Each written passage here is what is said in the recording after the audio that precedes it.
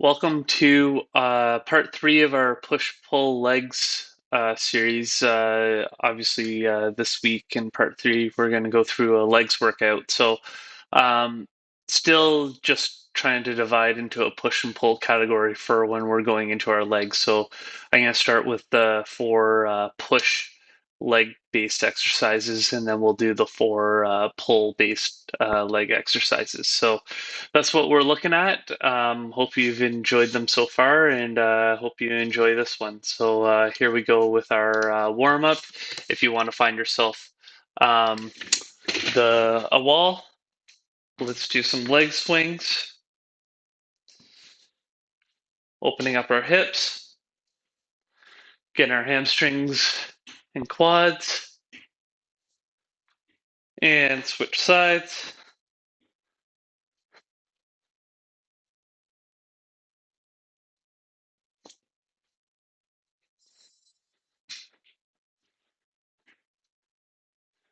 And let's move on to agility skaters. So going side to side, nice high knee, changing direction, getting our heart rates up.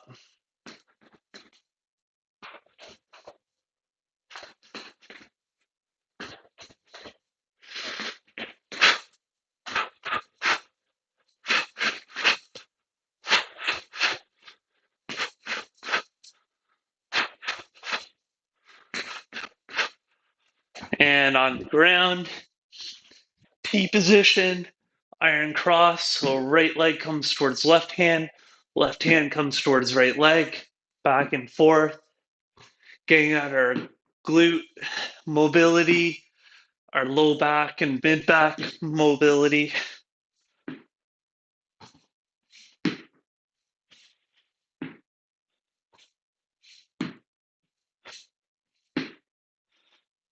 And we'll get up and start with butt kicks in a march.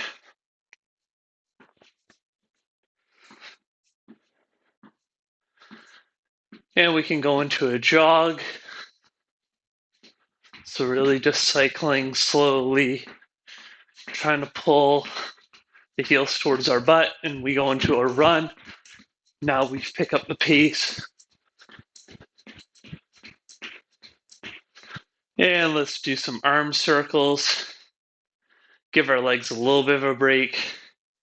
I know it is leg day, but still, let's get the rest of our body in motion. We are going to be using our upper back and shoulders to hold on to the weights.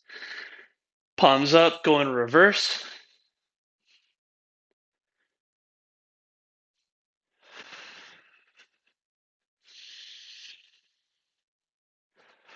And we'll finish with some punches. So jab, cross, hook. 1, 2, 3. 1, 2, 3.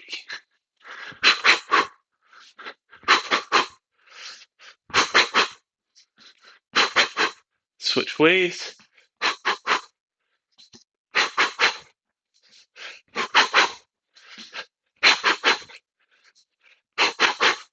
Great job, everyone. All right, let's get into our workout. So grab a dumbbell, heavy one, single if you have it, and then we're going to go into goblet squats to start.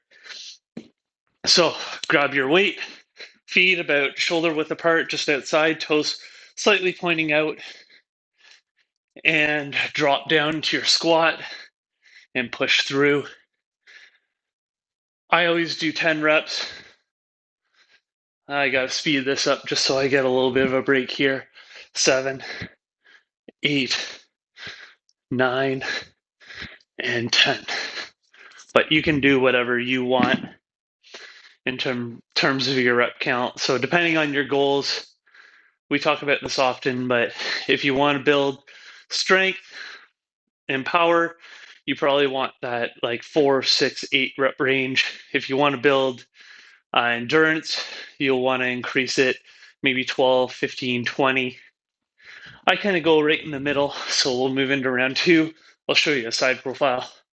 So anywhere between the 8 to 12 rep range is kind of the sweet spot where you're going to build some muscular endurance, you're going to build your strength, and you can build power depending on the pace of the movement. So if you see me increasing the pace here on the thrust up, 7, 8, 9, 10, then I can improve my power that way as well.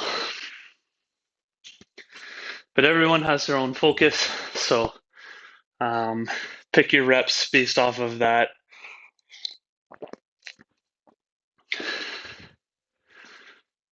So we're going to go into round 3 of our goblet squats. Then we'll get right into our Bulgarian split squats where we'll need a chair or a bench. So grab our weight and let's drop down.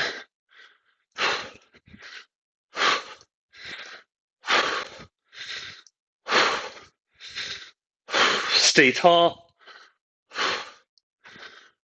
Exhale on the way up.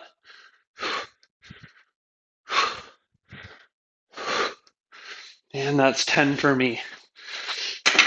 So while I'm waiting to start my Bulgarians, I'm going to bring my bench into the picture here. You can use a chair, table, whatever you have available. Hopefully it's something stable. And then we're going to need lighter weights. We can do this one of 2 ways. I'm going to do it while holding a set of dumbbells. But you could do this in that goblet format that we just did the squats. So for this one, foot up, stay nice and tall. We're going to drop down and extend up.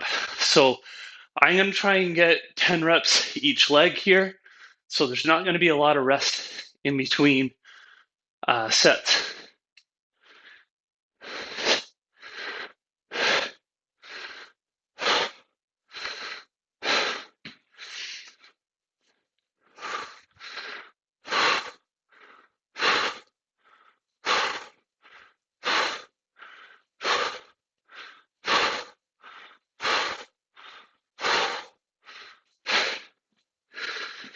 So with Bulgarians and with goblet squats, you're really going to be working your quads, so the front of your legs, which are knee extensors, so doing that, and then also your hip extensors as well.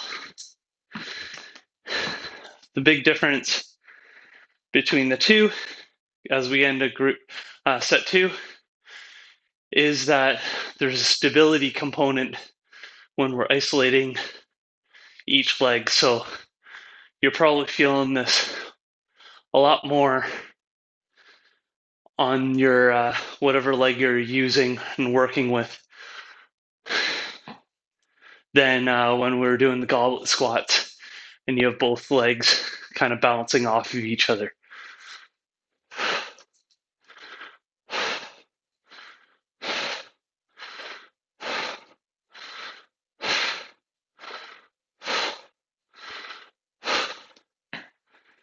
So you're really going to notice by the time we get to the calf raises that all your push muscles, your quads, your hip flexors, your calves, they're going to be worked pretty well. All right, we got round 3 now. Like I said, not a lot of a break here. So a lot of people might adjust by just doing 5 reps or having the reps, whatever rep count you're doing, just so you can fit it in and you get a bit more rest in between. See what you need, go towards your needs. If you can, try and fit in the full set on each leg, but it depends on how fit you are and how coordinated and balanced, and a little bit of endurance here, as you're probably feeling it in the legs here. So I'm going to get a quick break before we go into our reverse lunges. I'm going to use the same weights. So I'm using fairly light weights here because we are going back to back. So when I do this, drop down, drop my knee, stand back up, come back to center. And again, I'm going to try and do 10 reps each side. So there's not going to be a lot of rest in between my sets. As you can tell, I'm already breathing pretty hard. So that's going to continue through the workout. If you need to adjust your reps, do so. If that's not in your practice.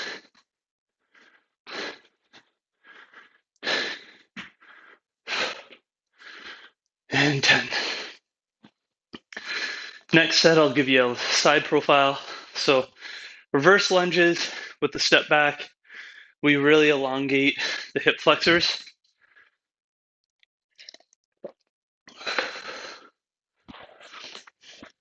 So you see when I step there, I'm really stretching out, stepping back, staying tall.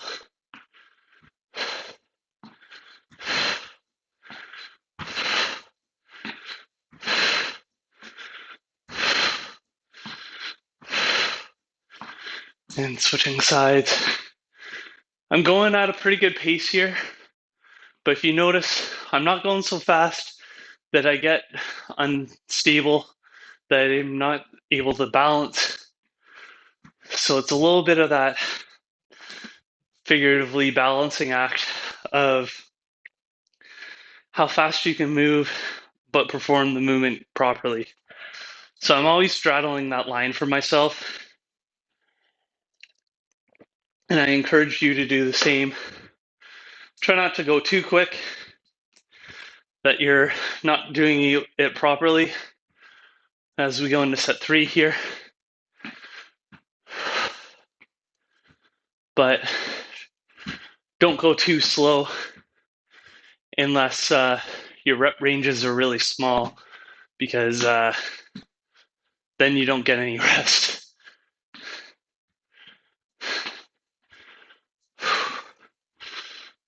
So as I go into set 3 here on my second leg, I'm really focusing on my breathing and pacing.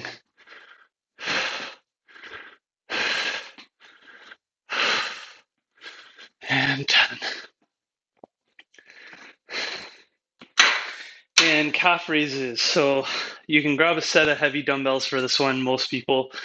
So whatever you got, you can probably lift on this within reason. So feet shoulder width apart, up on your toes, then come back down. This is a good one to kind of catch our breath a bit on. Really just focus and isolate on our calves.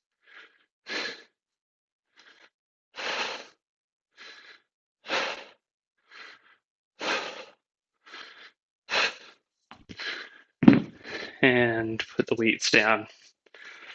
So for the calf raises, you're obviously focusing on your calves. So you got your gastroc, which is kind of that big muscle here. And then you got your soleus, which kind of goes under the big muscle. So it's deeper in the leg. And those are your two primary calf muscles that we're working. Always good to know what we're working when we're working it. So that's where you're going to feel sore for those tomorrow. And set 2, so side profile here. You can see I'm really getting up on my toes as much as I can and getting a good pause at the top. Not just me making myself stay under control so I'm not bouncing too much. And I'm able to stay balanced.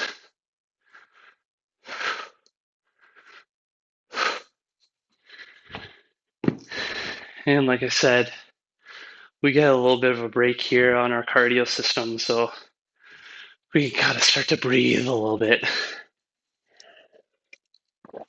Heart rate should be coming down.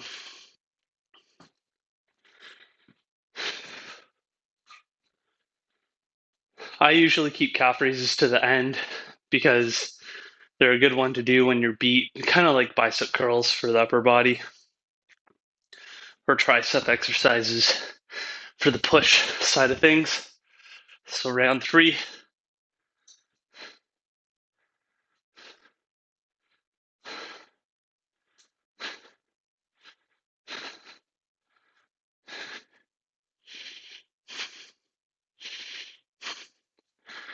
And sumo deadlifts, I'm going to keep those weights, those heavy weights for it. Depending on how strong your low back and core is, you may need to go a little lower. So difference between deadlifts and sumo deadlifts is just your stance. So for a sumo deadlift, I'm going to go nice and wide like this, keep a little bit of knee bend, and then hinging at the hips and pulling. So it's going to get my groin a bit more active in the exercise and take away a little bit from the glutes. Still, hamstrings and low back are very involved with it. So let's get into it. So grabbing, flexing the abs, pulling up.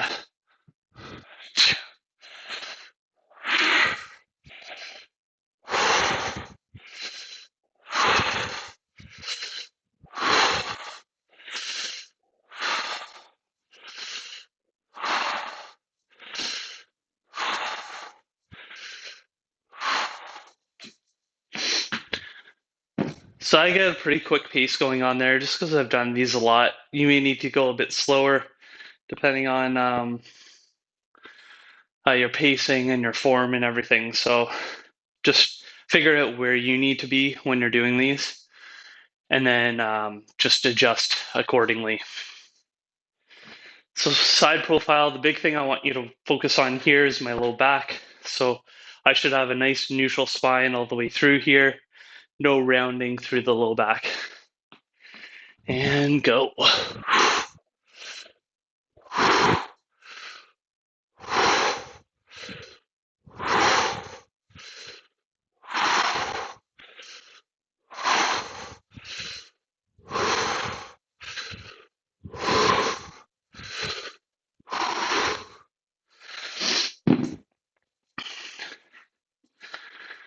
I really focus on my breathing while I'm doing this.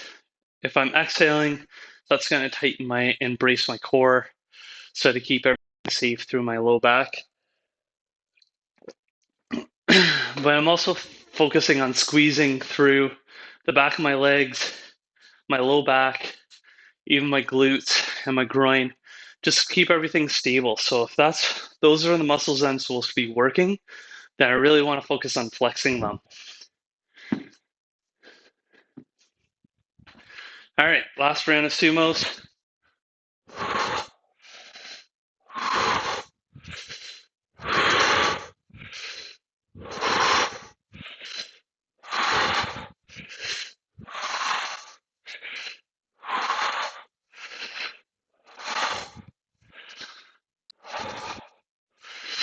And 10. So single leg deadlifts. I'm going to show you 3 different variations to do. So I'm going to have the weights that I was using for the sumos. You can do this, any of the variations you want to do. I'm going to start with both dumbbells, but you can do one dumbbell if you want.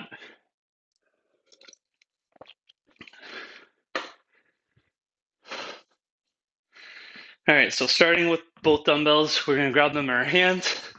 We're going to keep one leg up, hinge forward, and then squeeze and pull. Ooh, lost my balance there.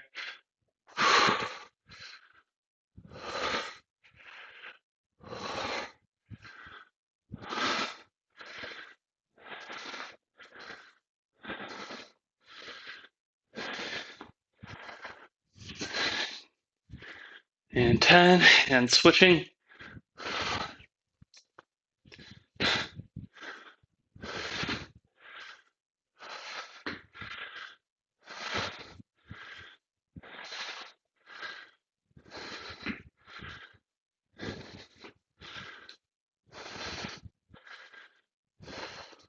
So same thing as the goblet squats versus the Bulgarians.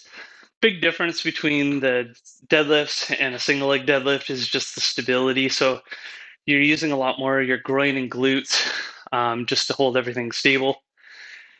Not a lot of time for relaxation here. We got to get into round 2 already. So here's my side profile. Trying to keep straight. And I forgot to switch, but we're just going to use one dumbbell this time on the leg that's planted on the ground. So this is another variation you can do.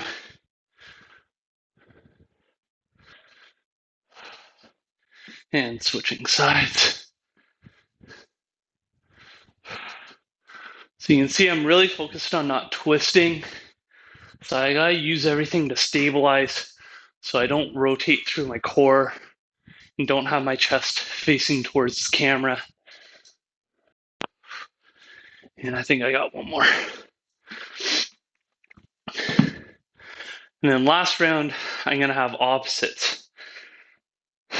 So again, ready. Again, not a lot of time to rest. So my arm that's opposite to the leg on the ground is holding the weight now. So now that's helping counterbalance, but means I need to use a lot more of my groin to help stabilize and balance. And you can tell if I'm tired here, which I am, I'm having a harder time doing it.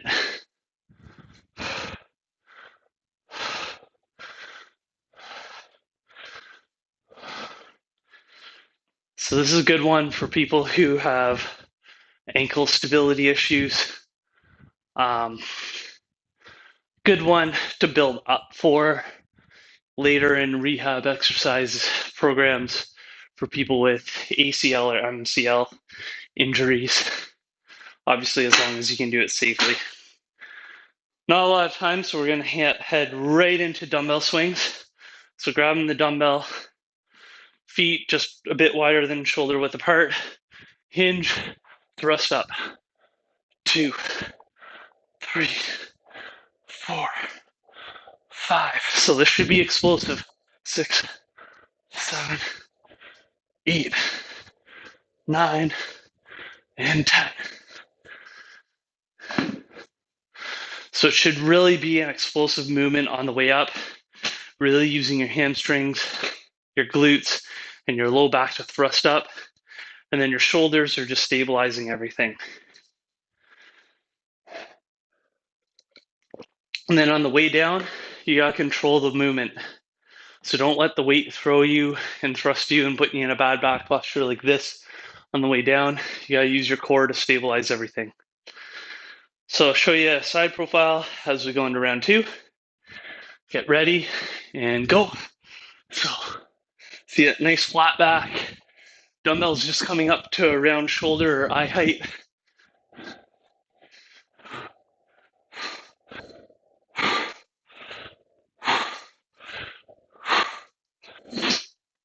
Getting a little bit of bend through my knees just to soften the down part. So I'm not taking too much load through my low back, but it really is a hinge movement and then a thrust. So it's a hinge, then thrust. So I'm really squeezing through my backside. And it's tough to do when you're tired, and everyone gets a lot more winded on leg day than they do upper body day, right? All right, we got round 3 of these coming up, and then we'll finish with hip thrusters. So grab your dumbbell and go.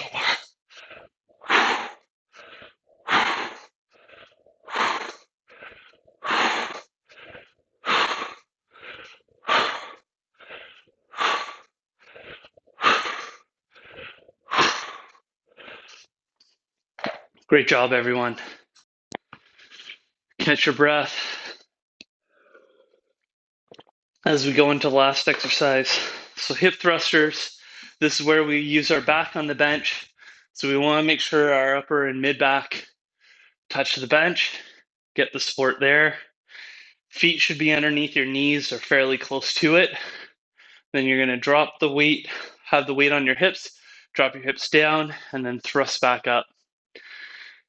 It's an awkward looking movement, but it's very, very effective. The hardest part is getting into it. So I'm going to start on the ground like this, grab my weight, and then I'm going to kind of lift myself up like that to get myself started. Then I'm going to drop down, thrust up. 2, and I'm just holding the weight into position here.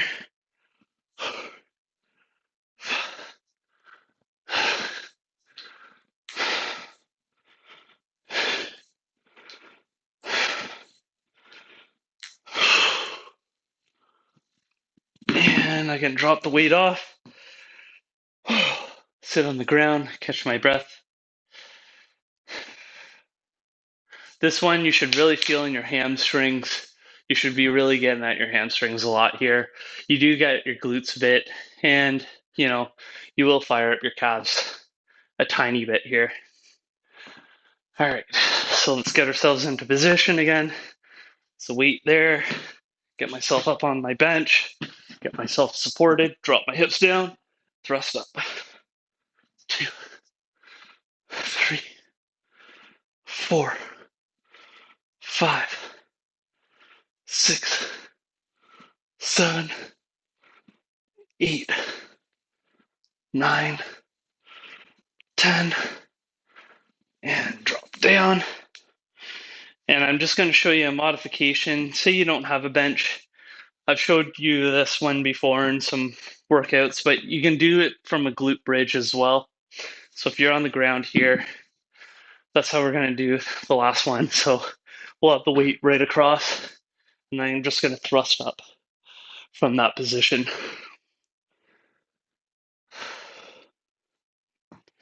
So you can choose. You can either do it the normal way, or you can do the modified way if you prefer. So let's get going. Last set here.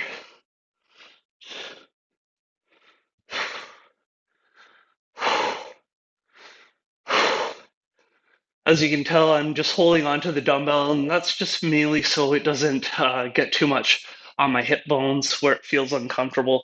So I'm just kind of rolling it onto the meat of my quad muscles. And I think I got one more. There we go. Good job, everyone. Finish off your set if you haven't already. Put your weights away. Grab a quick drink if you have time. And then eventually we're going to find our way onto a mat and go into our cool down.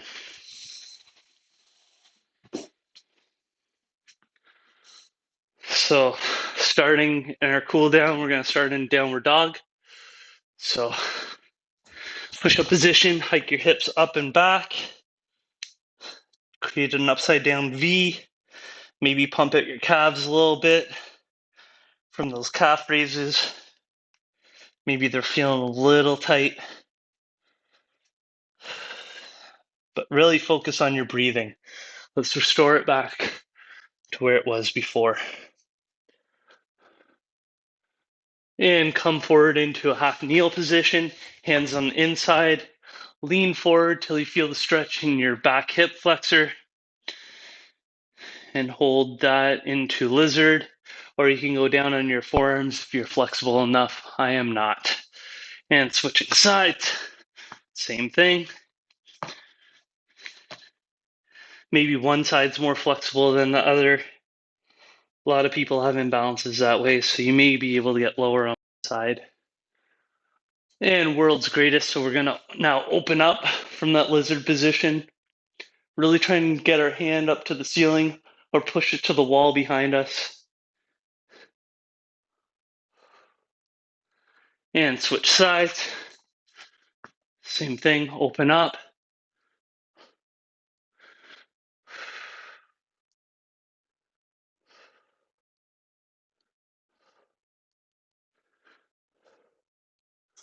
Good. And pigeon stretch, so leg in a 90. This one I can drop down on my forearms.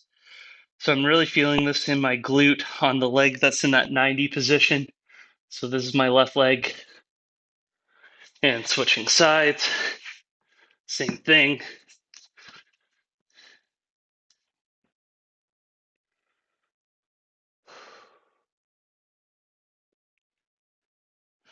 And next we'll get into a Cobra.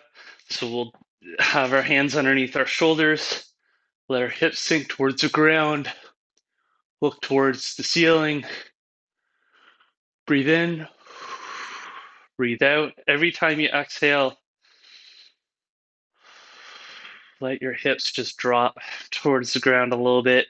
Try and release that low back tension just a little at a time. And let's finish in child's pose. So forehead to the mat, butt into your heels. Reach your fingertips forward. Feel the stretch through your lats. And big, deep, slow breaths.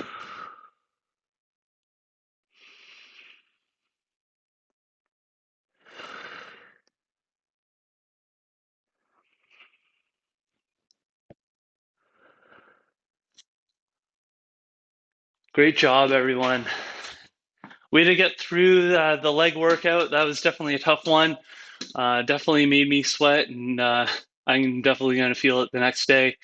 Hope you enjoyed the push-pull leg series. We'll try and do a few more of these and give some different options for people who really like this style of workout.